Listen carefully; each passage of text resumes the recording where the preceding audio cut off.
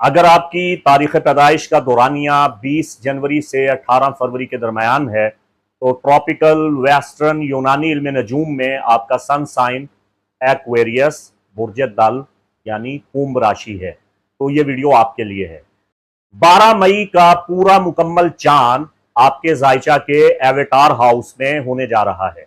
आपके जायचा का 10वां घर आपकी किस्मत, आपके कैरियर से ताल्लुक रखता है। तो फुल मून जो मई में हमारे वेस्टर्न एस्ट्रोलॉजिकल मैथ के मुताबिक हो रहा है, ये फ्लावर मून है, फूलों वाला चांद, फूलों वाला बद्र कामिल आपके जायचा के 10वें घर को रोशन करेगा।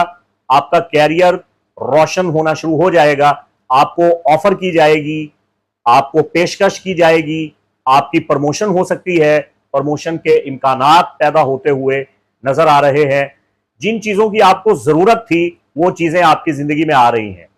जिस चीज के लिए आप डिजर्व करते थे वो आपको जरूर मिल जाएगी।